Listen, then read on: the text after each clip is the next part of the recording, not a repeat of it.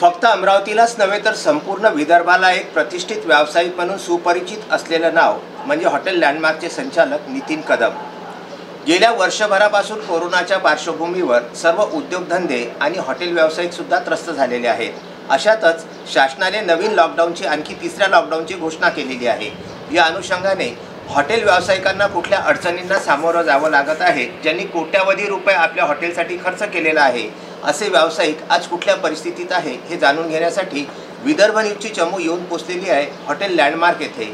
आणि हॉटेल लँडमार्कचे संचालक असलेले नितीन कदम यांच्याशी आपण या विषयावरती आता चर्चा करणार आहोत की लॉकडाऊन, तिसरं लॉकडाऊन खरं की खोटं आणि याची खरोखर गरज होती का। दादा नमस्कार। नमस्कार।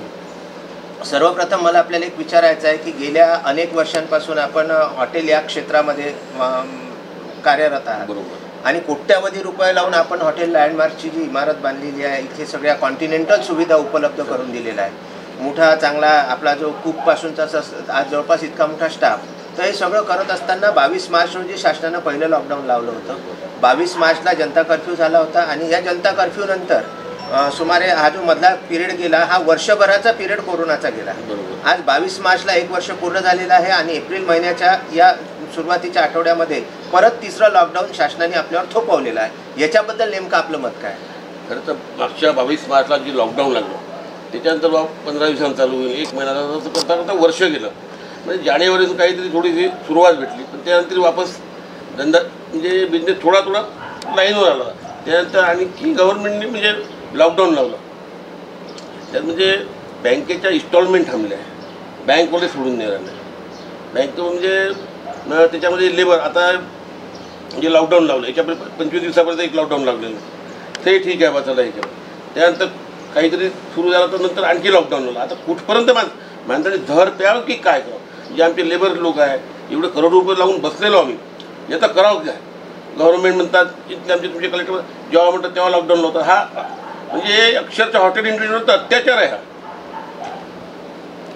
याच्यासमोर आम्ही करावं तरी कसं? म्हणजे बिझनेस करावं की नाही करावं?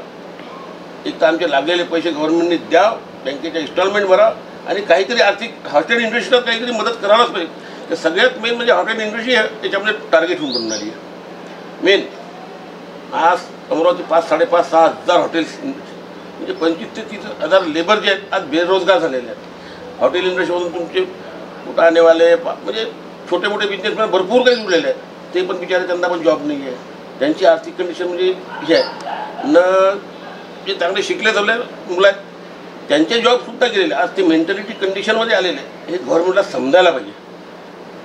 तुम्ही म्हटलं उठले सुटले होता का लॉकडाऊनला, तर लॉकडाऊन काय करणार आहे तुम्ही? तिकडे इलेक्शन सुरू आहे, तुमचे 4-4, 5-5 लोक येतात, तिकडे करोना नाही आहे का? करोना इकडेच आहे का? पण याच्या पहिले 800-1000 पेशंट, आता 200-250-300 म्हणजे या लेवलचेच पेशंट। कोणी गेला तुम्ही करोनामध्येच टाकतात शेतकऱ्या, हे म्हणजे एकदम म्हणजे हुकुमशाही झाली एक प्रकारची। एकंदरीत लॉकडाऊनच्या विषयी त्यांचं जे मत आहे हे अतिशय परखडपणे आणि स्पष्टपणे त्यांनी मांडलेलं आहे की ही शासनाची हुकुमशाही एक प्रकारची झालेली आहे। कोट्यावधी रुपये त्यांनी आपल्या हॉटेलसाठी खर्च केलेले आहे आणि शिवाय हॉटेल व्यवसायाशी निगडीत असणारे लोक, ज्यामध्ये मुख्यत्वे करून कुक, वेटर, याला हॉटेलला विविध सेवा पुरविणारा वर्ग, ज्याच्यामध्ये मद्यापासून तर अगदी व्हेज नॉनव्हेजपर्यंतचे फळे भाज्या पुरविणारा वर्ग, हा सर्व वर्ग आणि याच्याशी हॉटेल व्यवसायाशी संबंधित असणारे डेकोरेटर्स किंवा फोटोग्राफर्स, व्हिडिओग्राफर्स, या सगळ्यांचं मरण या फक्त हॉटेल व्यावसायिकांच्या एक हॉटेल बंद राहण्यामुळे होताना आपल्याला दिसत आहे। एकंदरीत मागच्या वर्षीचा जर अनुभव घेतला तर मागच्या वर्षीच्या आधीचा आपला बिझनेस आणि गेल्या 22 मार्चपासून तर आतापर्यंतचा आपला व्यवसाय हा याच्यामध्ये किती पर्सेंट तफावत आहे? म्हणजे 75%च्या वर असतं, म्हणजे 20% बिझनेस राहिलेला आहे। 80%, 70-80% बिझनेस ते हे झालेलं आहे। आता हे लॉकडाऊन जे मागचं 25 दिवसाचे लॉकडाऊन त्याच्यामध्ये बिझनेस 60-70% बिझनेस लाईनवर म्हणजे लाईनवर अचानक लॉकडाऊन लावून दिलं। म्हणजे अक्षरशः माणसाची झोप उडाली आहे। करावं तर करावं काय? चोऱ्या करावं, चोऱ्या करून तर होत नाही, एखादा डाकाच टाकावा लागेल म्हणजे म्हणण्यात एक तात्पर्य आपलं ते बिझनेस नाही आपलं। रिअल कंडिशन हे आलेली आहे, हॉटेल इंडस्ट्रीवर तर आलीच आली आहे। आज कितीतरी महाराष्ट्रातले कितीतरी हॉटेल आज म्हणजे अमरावती शहरातल्या 8 ते 10 लोकांनी इन्व्हेस्ट आपलं हे नाही केले,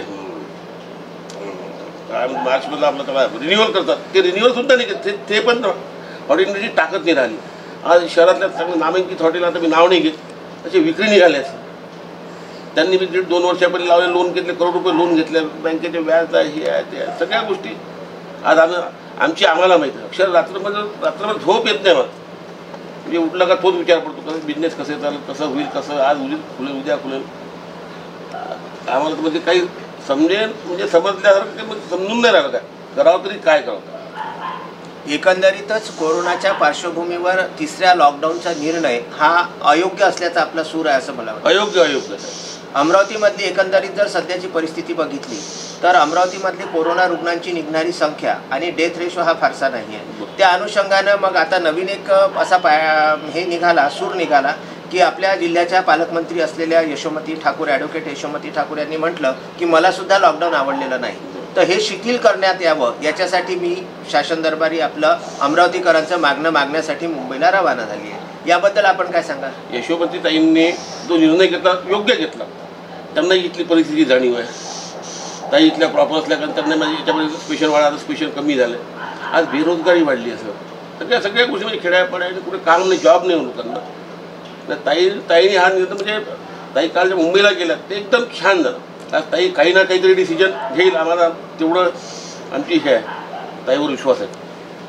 एक या अनुषंगाने मला आपल्याला विचारावं असं वाटतं की साधारणतः आपल्या हॉटेलमध्ये जवळपास माझ्या माहितीप्रमाणे 30-35 रूम्स, शिवाय आपला बार, त्याच्यानंतर रेस्टॉरंट आणि एवढा मोठा असलेला हा विस्तीर्ण असा परिसर आहे. याच्यामध्ये साधारणतः आजच्या कंडिशनला जवळपास आपल्याकडे लेबर म्हणून एक 100च्या आसपास, 70-80च्या आसपास लोक काम करत असतील, जे हॉटेलच्या पुढे आणि मागे बॅकड्रॉपमध्ये काम करणारे व्यक्ती असतील. तर एकंदरीत यांचा खर्चाचा रेशो कसा सुरू आहे सध्या? आता खर्च निघूनच नाही राहणार. आता त्या जॉबवरून काढायचं जरी कोणाला ते म्हणतात आमच्या घरी हे आम्ही काही करतो, पण इथेच हे करतो. म्हणजे करून तरी इथं कस्टमर नाही, पार्सल सुविधा कोणी नेत नाही, पार्सलवर आमचा खर्च निघत नाही. आम्हाला काहीतरी म्हणजे हॉटेल नेटला तरी यांनी 9-10 काहीतरी द्यायला पाहिजे. मग काही 4 वाजता 5 वाजेपर्यंत आम्ही काय करत.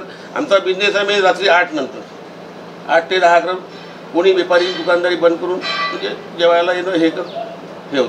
तुम्ही जर मला 6 वाजता 5 वाजता बनवलं तर तुम्ही बिझनेसच नाही ना. याचा अर्ध तसाच तुटला आहे. या एकंदरीत परिस्थितीला पाहून माझा एक शेवटचा हे राहील आपल्याला की आपल्याला काय वाटतं की एकंदरीत या सर्व परिस्थितीला आपण आता फेस कसं करणार आणि शासनाकडे आपली मागणी काय आहे?